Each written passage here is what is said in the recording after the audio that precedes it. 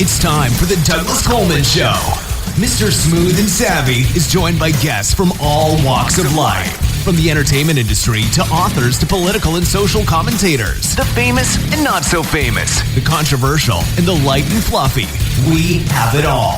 Now, here is Douglas Coleman.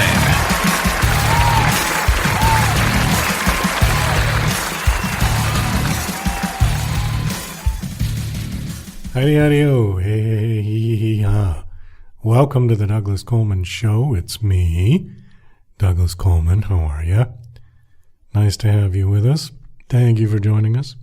Phillip Broussard is here today, and Phillip is a musician, singer-songwriter, guitar player, who has a very nice style. I really like his music a lot, and was happy that Michael Stover from MTS sent over his profile, and I was happy to have Phillip on the show. He's got some interesting stories. He's a U.S. Navy veteran, spent 6 years in the Navy, went through the rigorous SEALs training down in San Diego, which I'm sure people have seen, where they carry telephone poles on their heads and run through freezing cold water, all that kind of brutal stuff. Now he is concentrating his efforts on music. We've got 3 of his tracks to play today. Before we get to Phillip, we've got one track that came through on Music X-Ray that I really liked and wanted to get it out on this show. The song is called Crazy Day. The artist goes by the name Platinum. Platinum is represented by Sky Genie Music. It's a nice song. So, this is Crazy Day by Platinum of Sky Genie Music. A short commercial break and the interview with Phillip Broussard. Dirty dishes in the sink. Baby's crying, can't even think. She's wishing someone would come and take her away. Says she's alright, but there's something wrong. She needs some love, it's been way too long.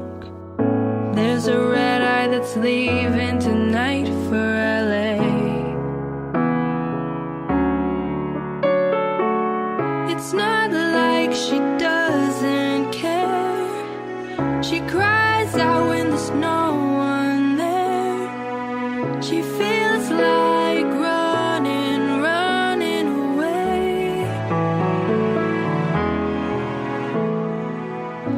She has her up and down days, her never letting go ways, until she puts it all together. That's just the price she'll have to pay for another crazy day. Yesterday was a different fight. Doubled down and stayed up all night. Ain't too easy to see once you get in your way. Together ever and come what might. Can't get together to make things right. Everywhere there's a will, there's a reason to stay. It's not like she doesn't care. She cries out when there's no one there. She feels like running away.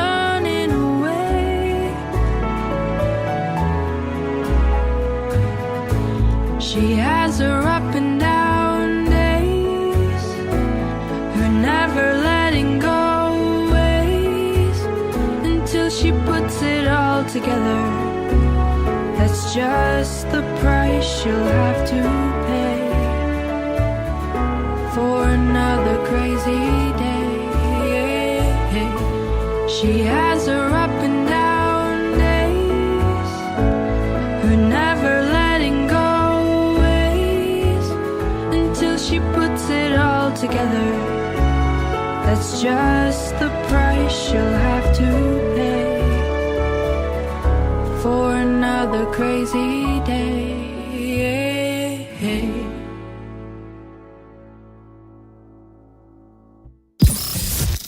You're listening to Mr. Smooth and Savvy right here on the Douglas Coleman Show.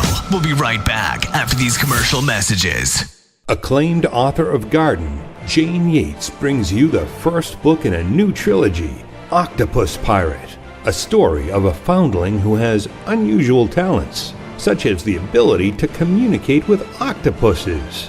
As a baby, he was washed up on an island off the Scottish mainland.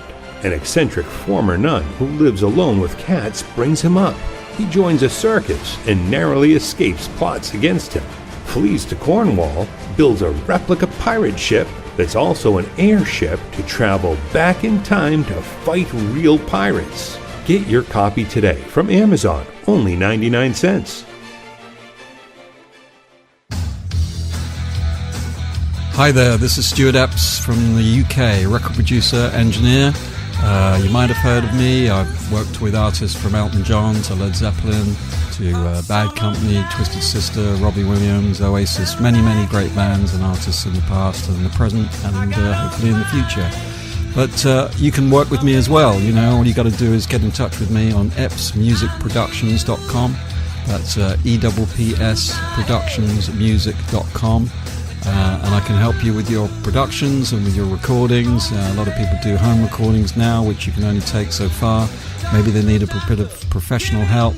So get in touch with me and we can sort it out. And thanks for Douglas Coleman for giving me this spot. Thanks a lot. Cheers, bye.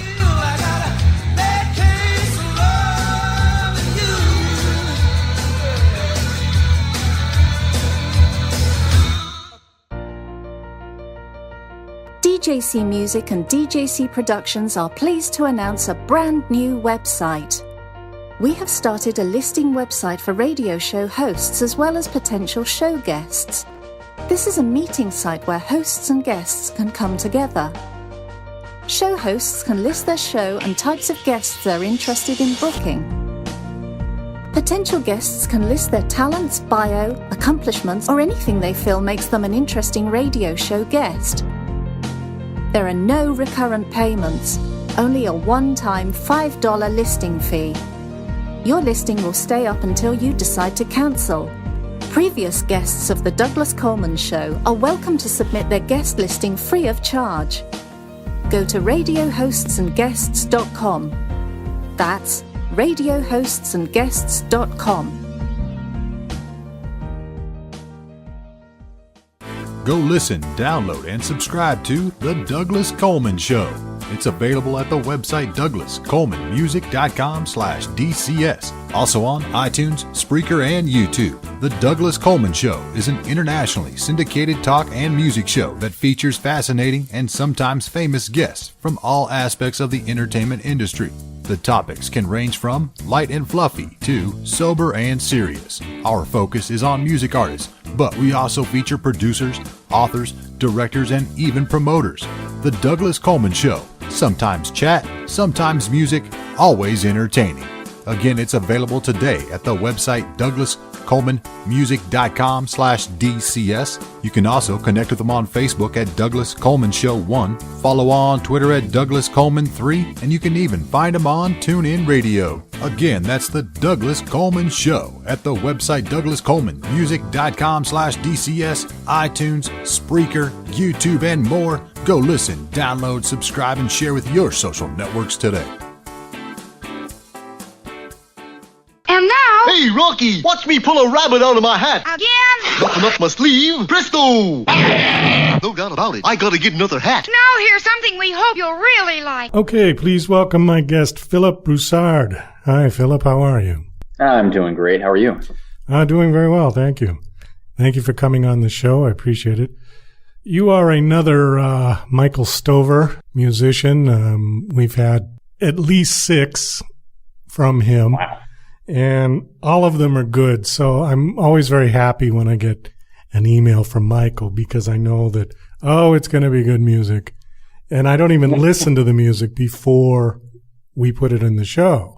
That's how That's how good I know his picks of who he represents are. Anyways, why don't you tell us a little bit about yourself? I know you were in the Navy. I was. There must be something, before we get to that, there must be something about the Navy, because I had another guy on. He wasn't from Michael, but he was in the Navy. Fantastic guitar player, singer. What is it? Is it just sitting on that ship for hours and hours and people just want to sing? That's probably a big part of it.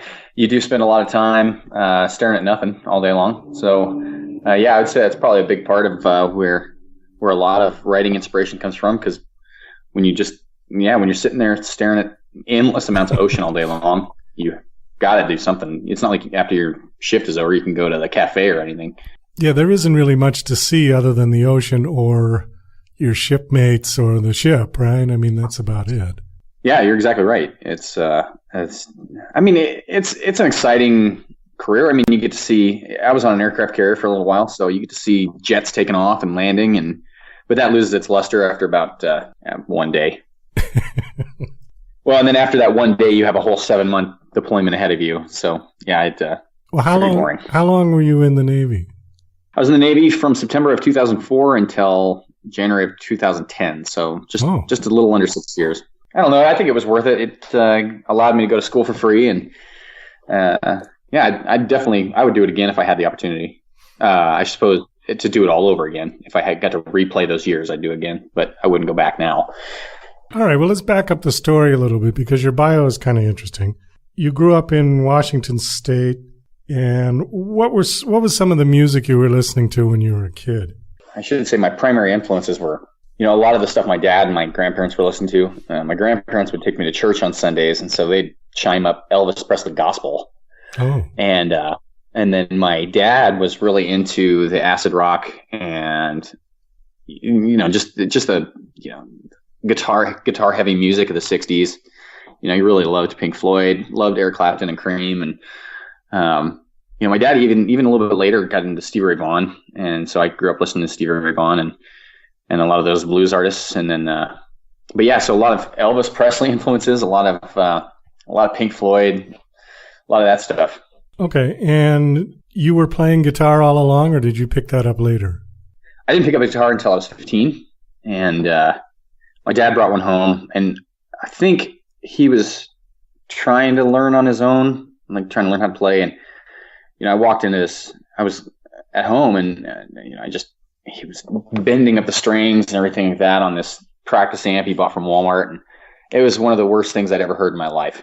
Mm-hmm. And I knew that if I would just learn how to play it, he wouldn't be able to use it, and so I started picking up the guitar, and I fell in love with it as soon as I plucked the strings. My dad caught me playing it when he wasn't playing it one time, and he just asked me if I wanted to learn how to play, and I said yeah. So I dove right in, and I haven't looked back since. I love that instrument. I pick it up every day, probably for 2 to 3 hours. Did you take any lessons or get a how-to book or something? No. So that was right around the time the internet was starting to really kind of come into play, and there was some tablature sites that were coming up, and there were some basic lessons on how to do stuff. And, the guitar just seemed really, I guess, easy for me. It just felt like a natural fit in my hands. The theory and everything behind it was pretty simple, at least for me to pick up. And I didn't end up taking any lessons until about, I want to say about 4 years ago. And I'd already been playing for close to 10 years by then. And, I took some lessons from a guitarist named Jerry Miller. He lives up here in Tacoma, and he is actually on the Rolling Stones best guitar players from like 2002.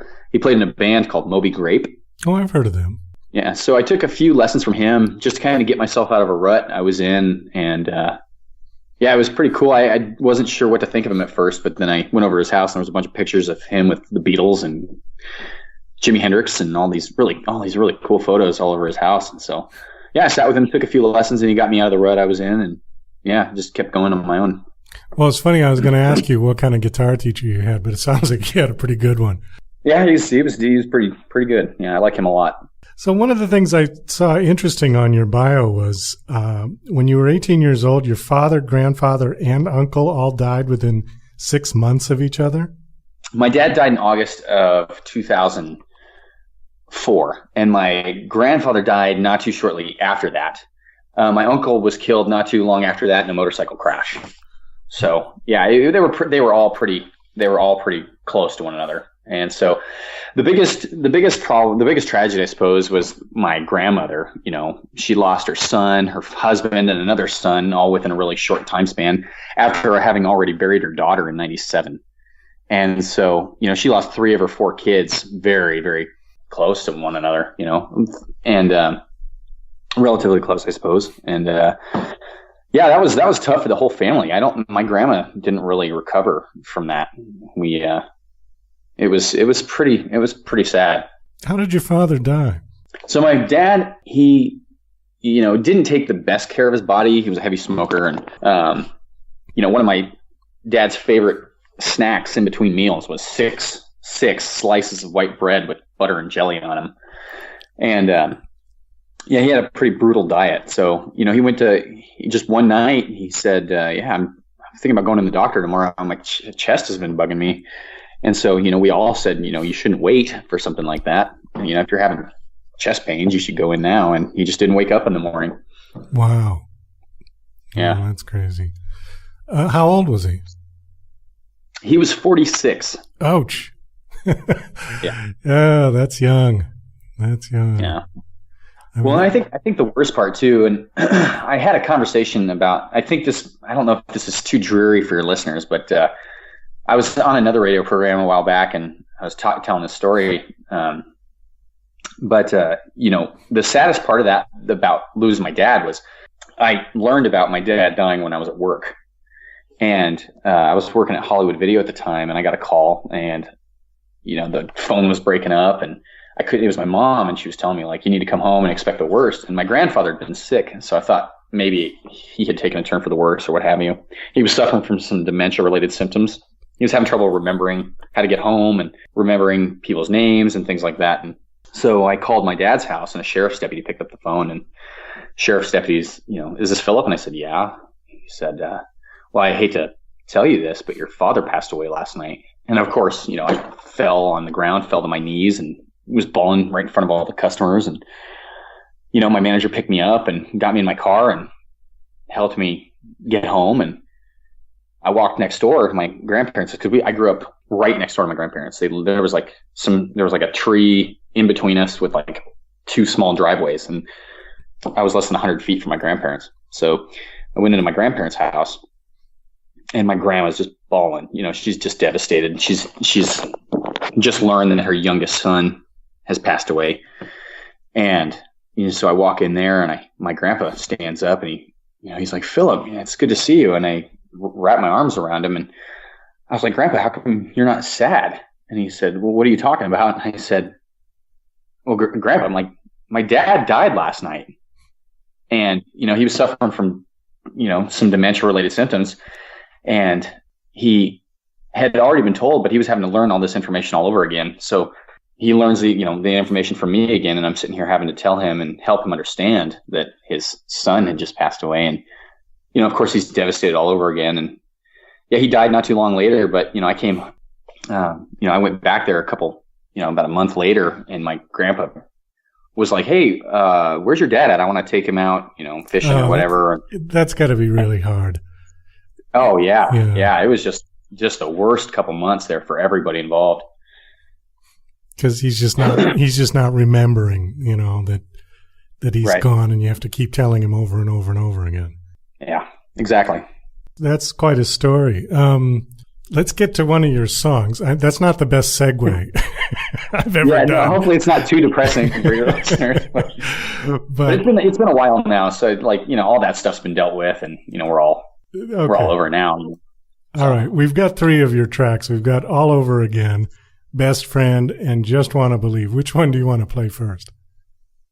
Well, actually, the song Best Friend is actually a perfect segue. That song I wrote about my dad, you know, because I basically said, like, hey, you know, you got to do something about, you know, you got to cut back on your cigarettes. You got to cut back on all this stuff because, you know, I was 18 at the time. I said, you got to cut back on all this stuff because I don't want to have to bury my dad before my 20s. Like, I want to get to know you as an adult.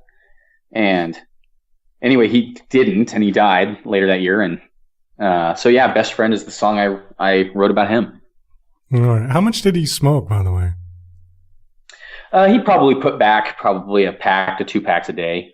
Yeah, that's a lot. Was he overweight? He was very overweight, yeah. So he was about 6'3" and weighed probably about close to 300 and some odd pounds when he died. Yeah. The combination of all of those things, bad diet, overweight, smoking, you just keep adding check marks to chances of heart attack. I agree with you. All right. This is Best Friend by Phillip Broussard.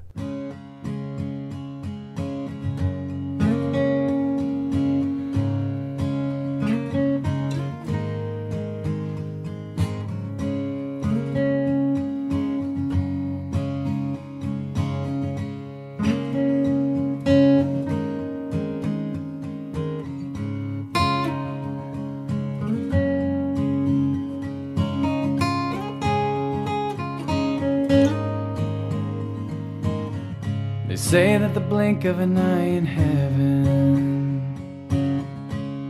is 1,000 years on earth. It feels like 1,000 years since you left this place, and I'd do anything just to see your face again.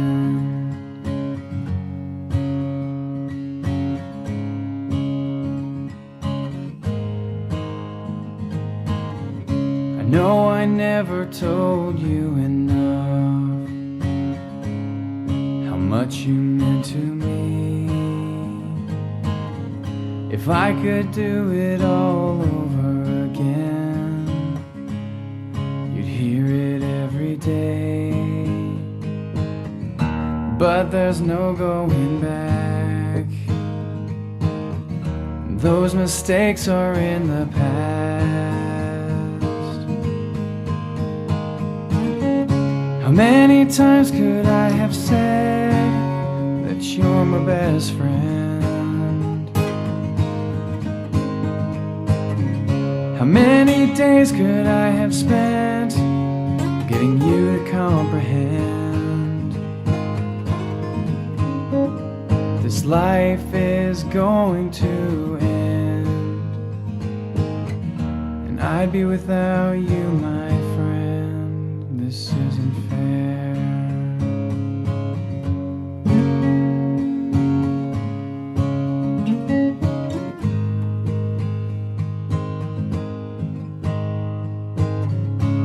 If you saw how many times I cried in the years since you died, then maybe you would spend more time trying to save your life.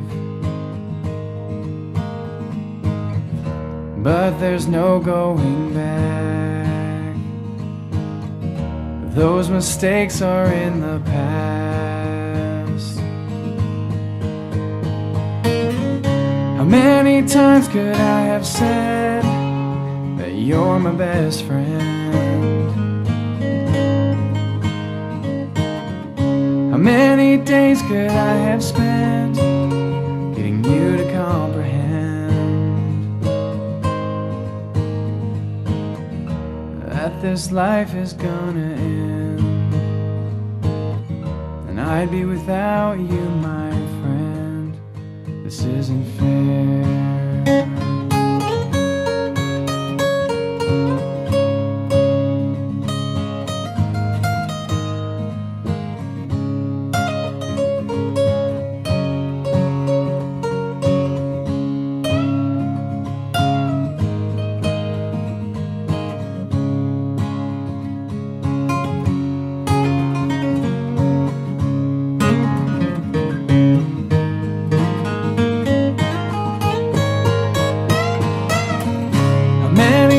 Could I have said that you're my best friend?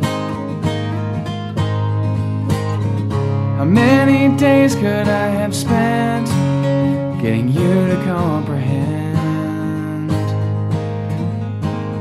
that this life is going to end, and I'd be without you, my friend. This isn't fair.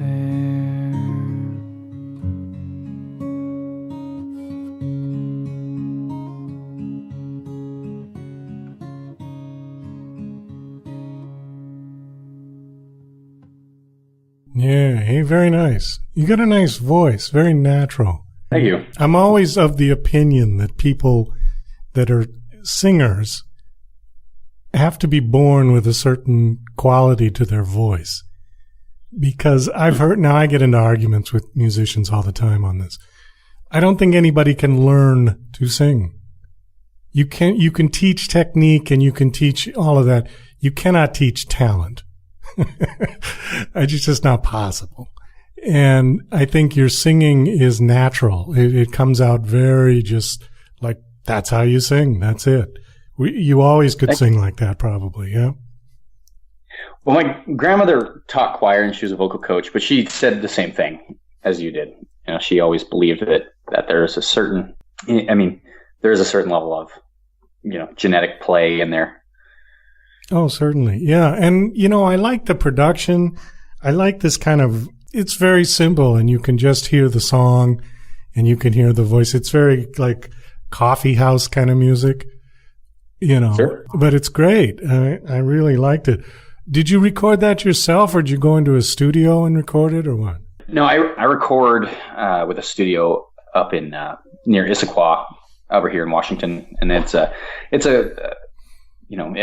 recorded there with another band when I was just a guitar player then. And so I still keep in contact with him and he records me. And we've got a good price set up. And he's got a great setup over there. I love hanging out with him and going and laying down tracks because it's just such a cool setup he has over there.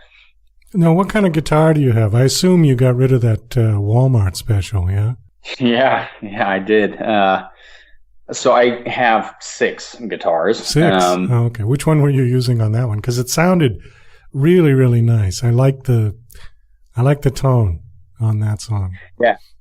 So that's a Taylor 410, and that's my favorite guitar to play on. Favorite acoustic anyway. And I play all my open mics on that guitar, and it just, a lot of people have said like, "Oh man, your playing sounds great." I'm like, "No, this guitar sounds great. It's a wonderful instrument. I just love it to death." And it goes by the name Cynthia. That's what I named that guitar. Okay. Well, you're right about good guitars. I'm a musician as well. I used to play a long time ago. I don't really play anymore, but I still write and I still record. When I was in New York back in the early 80s, one of the funniest things that we got a kick out of, I was in a band and we'd go to all these different, band competitions and things. And some of the best guitar players always had the lousiest guitar. Because they just couldn't afford a good one. And finally, when, people stepped up and made a little bit of money and they bought a really good guitar, it just made the good people sound so much better, Sure. Yeah. But it was amazing that, and also they're easier to play. I don't know if you've noticed that, but if you buy like $100 guitar, the frets and the neck and everything, it's hard. It's much harder to play it. If you get a Martin or you get a Taylor or, you can just slide your fingers right up and down. And it's amazing, Anyways, tell us a little bit about your time in the Navy. I think people would be interested in hearing about that. Well, so my time in the Navy was marred with tragedy as well. I don't like to I don't want pity from anybody, but there was a lot of. So I started out. After my dad died, I joined the Navy, and I wanted to do the hardest thing I could possibly do to kind of keep my mind off all that. So I got a contract to basic underwater demolition SEAL training when I was 19, and so I went down and trained in BUDS training with the SEALs, and I met a lot of really good guys in that training. We kept in touch, and a bunch of them. One of them that was a good friend of mine, his name is, when we were in training and up in Great Lakes, Illinois, before we went down to San Diego, was his name was Adam Olin Smith, and he was a great guy, and he was killed in a helicopter crash in 2010. And then there was another guy named Jesse Pittman. He was killed the next year. All those SEALs that went down in 2011, the Extortion 17 helicopter. Yeah, so the Extortion 17 helicopter, where all those SEALs were killed. I knew a few of them, and it's just one of those things that you read about this stuff in the news, and you're instantly taken back to all the time you spent with these guys, and just great guys, and you remember all the good things about them, and what they've done for the country. And yeah, I do remember something about that helicopter crash. Refresh my memory. Where was it, and what happened? Well, the Extortion 17 helicopter went down in 2011. It was in Afghanistan, and 30 SEALs were killed, and it was the worst day for special operations in the history of the United States. It was just a terrible day. And, it's just all those people that were, trained as well as they were, and the ones that there was just a significant investment in them, from the country as well as, their families, and now that their families lost them. And, so it was a pretty sad day for anybody that's even touched or been a part of that community, I think. 30 SEALs were killed in one helicopter crash? Yeah. Wow. Tell me a little bit about the SEAL training, because I've seen some video of that. It looks pretty brutal. I mean, they got you out in the freezing cold water, carrying trees on your head and all kinds of stuff, yeah? Yeah, so it was definitely the hardest thing I've ever done, physically, I suppose, and mentally. It just hard. It's meant to weed you out. And yeah, the trees, the telephone poles is definitely true. It's called log PT. Go ahead. No, I just telephone pole. It wasn't a tree.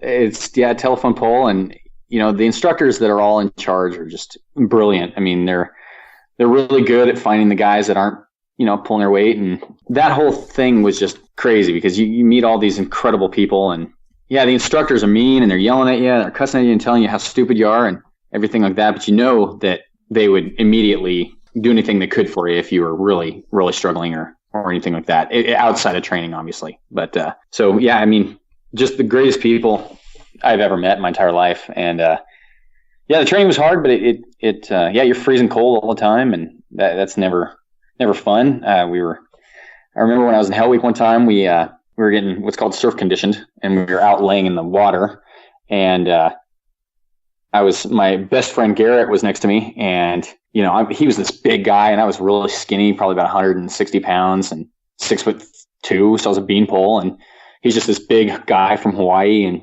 he wasn't even having a problem at all, and I was basically having a seizure, like a terrible, like just freezing. I felt like I was freezing to death. My bones were hurting, and so yeah, he just kind of kept pulling me closer to try and keep me somewhat warm, so I wasn't going to die. And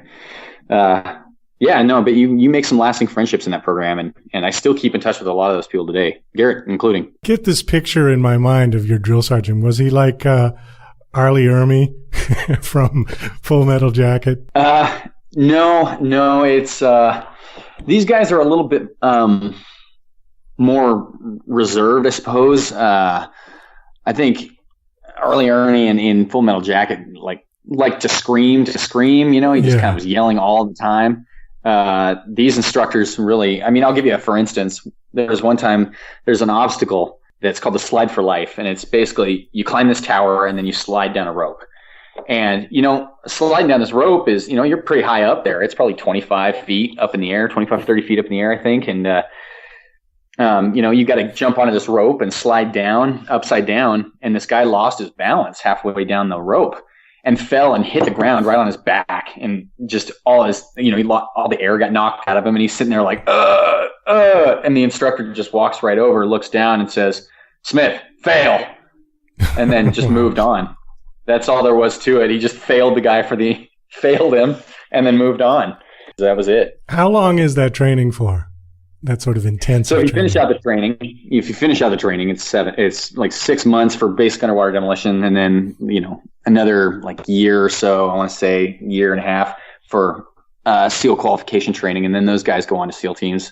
And so I was pretty plagued by injury pretty much the whole time. And the initial part of it, though, the part where everybody hears about the cold water and everything like that, that's really it's mostly just first phase that you have to deal with that, which is 8 weeks long. So the real brutal, intensive thing is 8 weeks? Yeah, it's actually, I mean, it's really just 4 weeks. It's 3 weeks of first phase leading up to Hell Week, which is week number 4. At least it was when I was there. I don't know how they've changed things since then, but yeah. And so Hell Week, is the week that everybody hears about. No sleep and things like that. So. And this was in San Diego, right? Yeah, Coronado. Yeah, Coronado, right? Just Ohio. I stayed at that hotel, and I remember seeing those guys out there. I think they're out there almost all the time. And it's surprisingly how cold that water is, because you think, it's 80 degrees, it's sunny, there's palm trees. But you go walk down to the water and you put your foot in and you're just like, oh, Jesus. That water is like 60 maybe. And it's very cold water. Yeah, it's very deceiving. Okay, Philip, we got to get to your next song. We've got Just Wanna Believe or All Over Again. Which one do you want to play now? All Over Again is the next one that I think we should play. My single that was released is Just Want to Believe, and I think we should definitely save that one for last. Okay. Is there any story about All Over Again? Yeah, so it's basically just, someone leaving and coming back, and it describes kind of the emotional roller coaster that takes place between them leaving and then coming back. And so, we all go, it doesn't matter if it's a relationship, if it's a loved one or whatever, we all feel an emotional roller coaster whenever somebody leaves our lives and then decides to come back to it, as long as that relationship is positive. But yeah, this one's specific to relationships. It's about somebody leaving and coming back and the emotional roller coaster involved. Okay. This is called All Over Again by Phillip Broussard.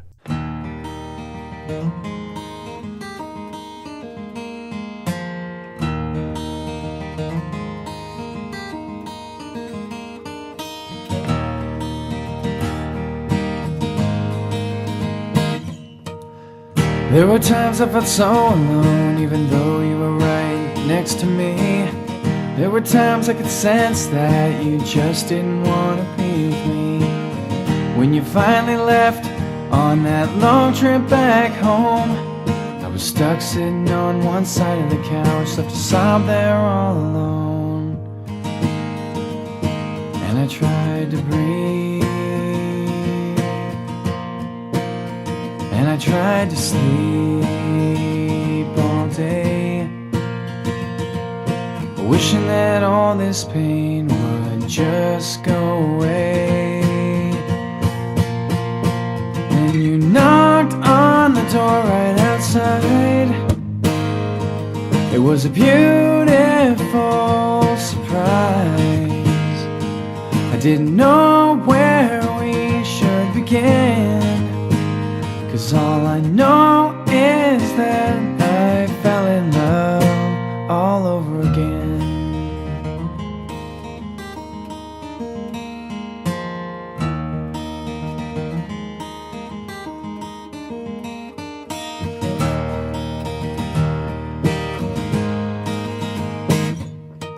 I couldn't wait to embrace you once I realized you came all the way back to me just to look into my eyes. And as you're standing there, I just don't know what to do, 'cause all I know is I have this chance just to wrap my arms around you. And now I'm free to breathe, and I can finally sleep at night. And I'm hoping that you'll be there for the rest of my life, because you knocked on the door right outside. You were a beautiful surprise. I didn't know where we should begin, 'cause all I know is that I fell in love all over again.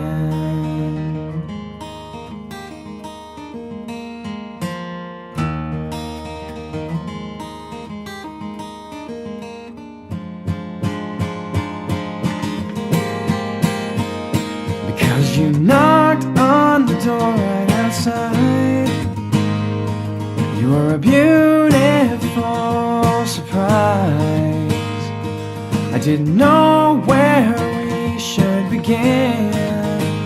'Cause all I know is that I fell in love all over again.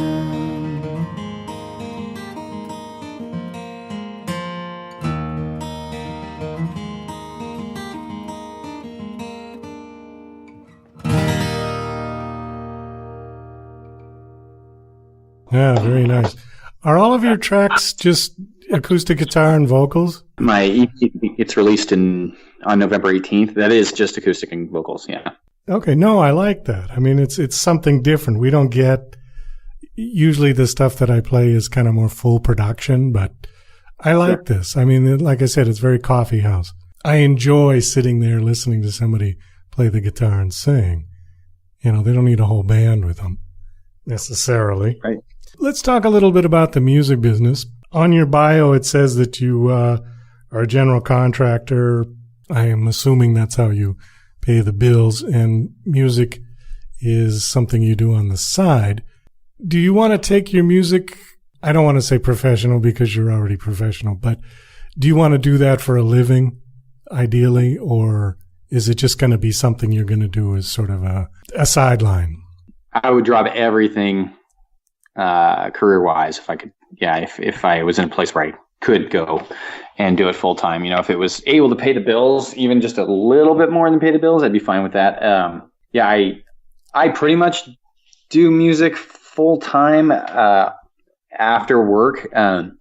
So I try to hit and play at least 3 gigs a week. I also am trying to practice with a full band so we can play some bigger shows but yeah, so I absolutely want to make music a full-time thing, full-time career. Okay. So that's sort of your goal, is to do that? Yes. How old are you now, if I can ask? I am 31. Oh, you're still young enough. I hope so. Yeah, you're all right. 31 is, actually 31's a good age because you've gotten out of your 20s. So you're mature enough now that you can focus. I don't know about you, but when I was in my 20s, I had a real hard time focusing on anything specific towards goal-oriented career. I just was like, okay, let's just go play and let's just do this. But at 30, you can kind of draw a map a little bit better, I think, than when you're in your 20s. I agree with that. So what do you think some of the music industry has changed a lot since, well, certainly since when I was doing it. It came around 180 degrees and then spun around twice more. But what do you think some of the positives and negatives of the business, if you're going to dive into it, if you want to do it? What are some of the things you like about it? What are some of the things you don't? I think one of the things I love about it is how much music there is available and how easy it is to find music. When I was younger, I would have to wait for my dad to buy me a CD, So I remember my dad bought me a Goo Goo Dolls CD, and I loved it, but any new music, you don't hear about it until a new album is out, and that's changed. You hear about it on the news or something like that. You hear about it on Facebook or something. You immediately go over to Google Play or Spotify and you look it up, and there it is. And so that's great. I love that. It's bad in the sense that I think people have such easy access to music now that they don't want to come out. Some people have said that they'd just rather stay in and listen to music rather than go out to the show. And a lot of times our devices, really cloud our existence. And so even when they're at a show, I've played shows where just everybody had their phone up recording everything, and you're like, no, I don't think anything beats like a personal experience, and how many people are really, going back to their house and watching these concerts over and over and over again? Sometimes I really wonder that, I never have. I did that at a John Mayer concert. I recorded a small little snippet. I haven't watched it since. So maybe I'm just different. I don't know. It's an interesting thing.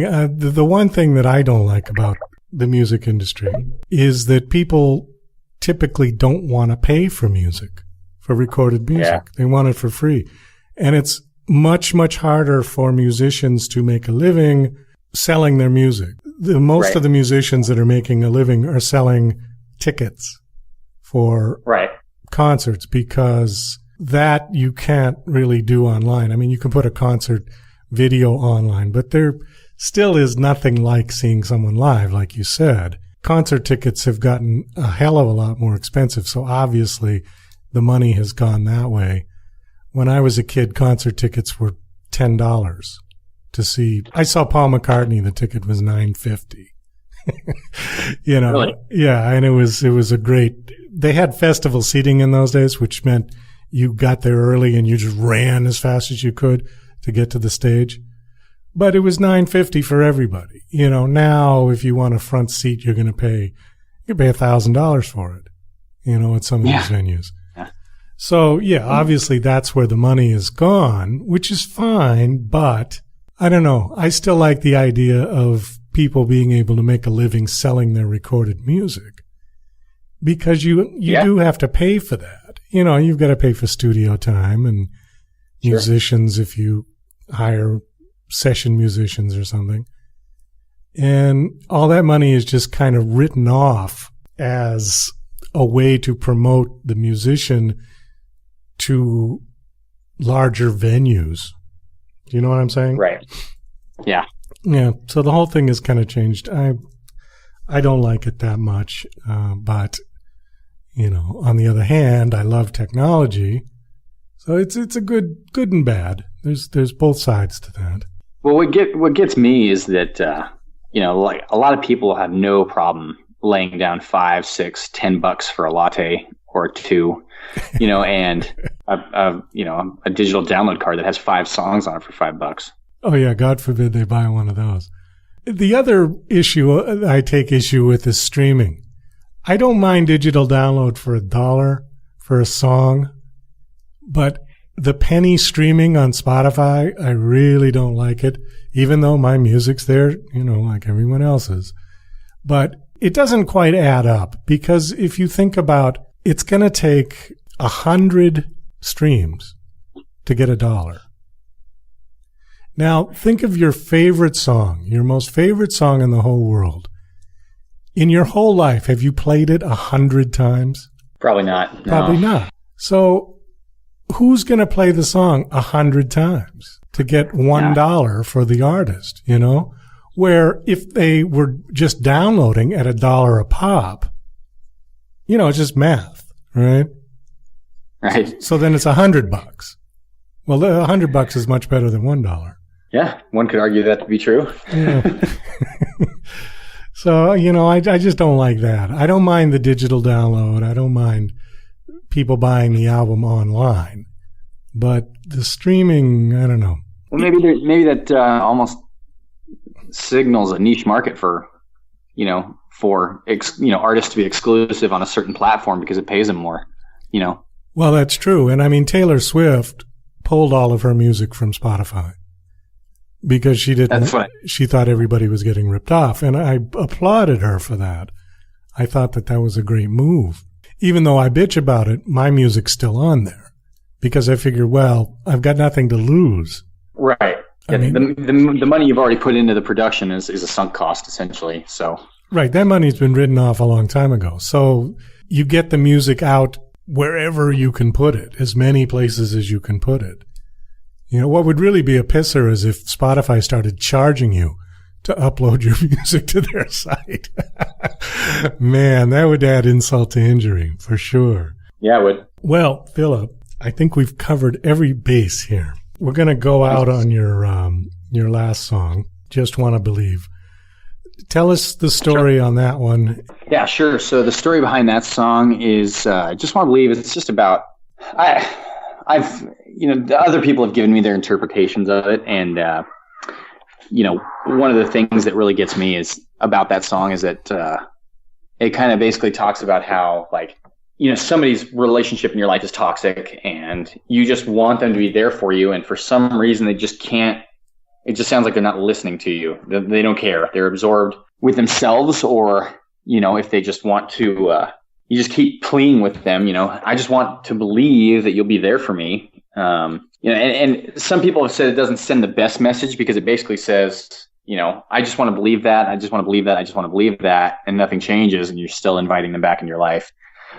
And, you know, sometimes maybe it's easier to cut them out after you have given them some kind of ultimatum. But it's just about, laying it all out there for somebody, and, they can either let you down or they can reciprocate. And so sometimes it works out, sometimes it doesn't. But this is a song that describes that. Oh, great. Well, I think a lot of us have been in relationships like that, where it seems like it was very one-sided. You're giving and giving, and the other person just takes and doesn't give anything back, yeah? Right. All right, well, let's say our goodbyes, and then we're going to go out on this song, Just Want to Believe. Thank you so much for coming on and sharing your stories about the Navy and your time and your family. Best of luck with your music. I hope that you do get to the point where it can be your career, because I think you certainly have good talent. And in this business, if I can offer you a little piece of advice, just being slightly older than you by about 25 years, it's 90% hard work and 10% talent. So the talent part you've got, I think you were born with that. So now it's just about hard work. Good to know I'm 10% of the way there. Well, even, people with less talent than you might succeed because they work twice as hard. Sure. Don't delude yourself that your talent will just take you to the next level, especially these days, because there's so much out there on the internet that it's really hard to find the good music. You've got to wade through all the crap. The hard work is getting yourself to the top of the heap so that people can see you. That really has little to do with your talent. That's the 90% part of that equation. So that's my advice. You can do what you want with it. But thank you again for coming on the show. I really enjoyed talking to you. And we're going to go out with Just Wanna Believe by Phillip Broussard. Thank you for having me.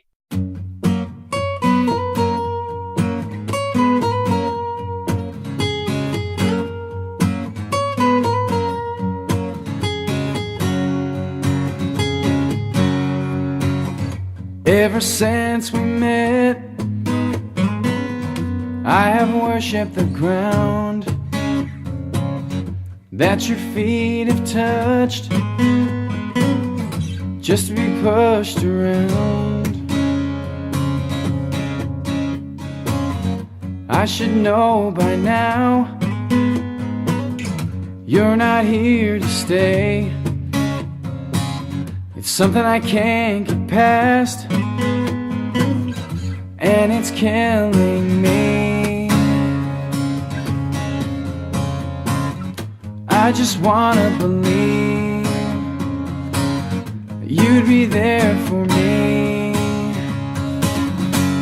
'Cause one day I hope you'll see what your love's doing to me. Gets worse every day as you inch farther away. 'Cause I don't know what to say.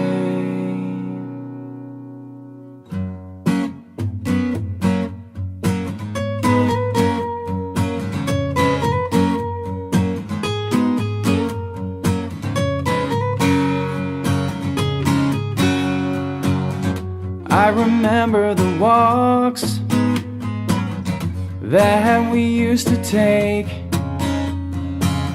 and coffee in the morning just after coming awake. And now those are replaced with angry words flowing free. And I don't know what to do. Help me make you see. I just wanna believe that you'd be there for me.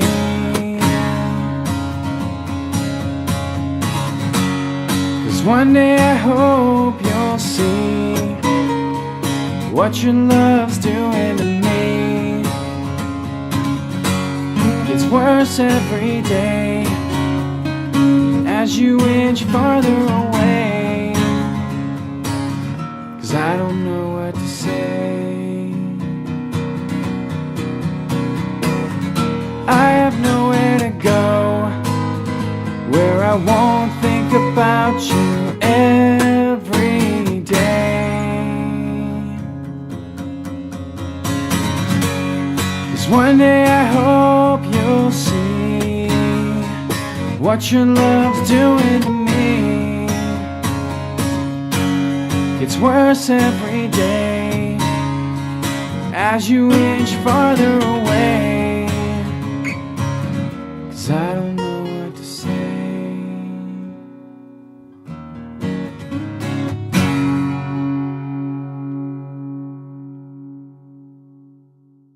Well, that's about all the time we've got for the show today. I want to thank my special guest, Phillip Broussard, and thank you to Platinum of Sky Genie Music for her song, Crazy Day.